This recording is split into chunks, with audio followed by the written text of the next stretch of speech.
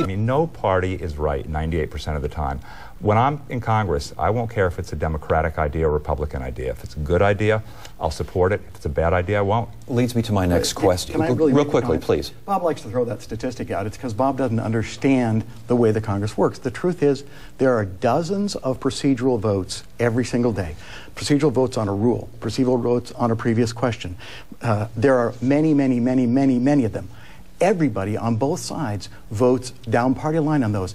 In Tucson, the same charge is being made against a Democrat by a Republican, and a Truth Squad ad watch article here in Phoenix said the charge is false. It just demonstrates Bob doesn't understand how those procedural votes. So he can use any number he wants. Bob Robb said the charge is fundamentally false. This brings me to my next question, and that is, as representing the 3rd Congressional District, are you representing the citizens? Are you though going to Washington instead to say, I think this works. I'm not so sure if my constituents understand it or may agree, but this is something that I believe in. It may go against the administration, it may go against my party, it may go against my... Is that what you are, or are you basically a rubber stamp for your constituents? I don't think you're a rubber stamp for your constituents, Ted. I think the old definition of a good representative is someone I agree with most of the time, but who I respect all of the time. There's principles that I stand for that I won't change because the voters in my district are urging me to, and I'll do what I think is best for my district and best for the country, and that won't always be popular. How about you? Voters say something, you think something else. Which way do you go? I have to act according to my conscience, and I have to communicate with people I represent, and I have to understand what they need, but I have to act according to my conscience, and I've always tried to do that. We have about 30 seconds. Again, the role of a representative in Washington. Edmund Burke wrote a thesis called Duty to Constituents. It hangs on the wall in my office. It says it's your duty to vote your conscience and your beliefs, and then to defend them when you get home.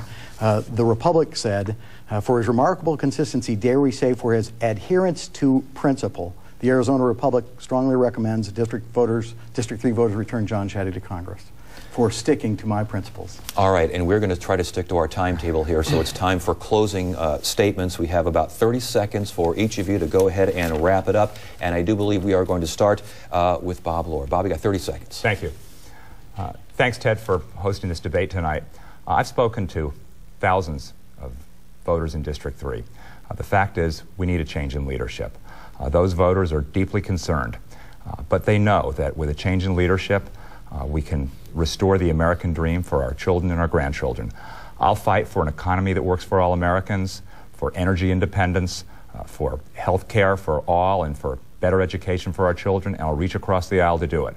And I'm asking for your vote in November. Thank you very much. All right, Michael Schoen.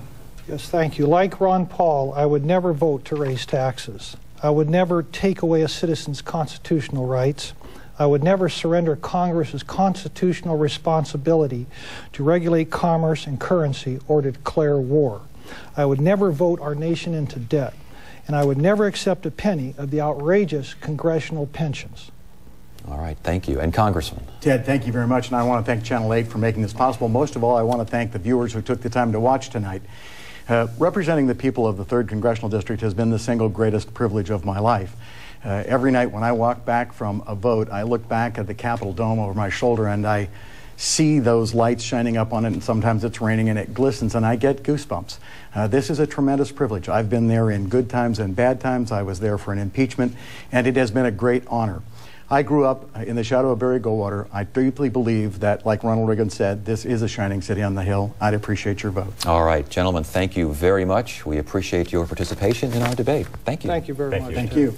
Tomorrow on Horizon, we feature another political debate, this time between 2 of the 3 candidates running for Maricopa County Sheriff. Sheriff Joe Arpaio declined to debate. That's Tuesday at 7.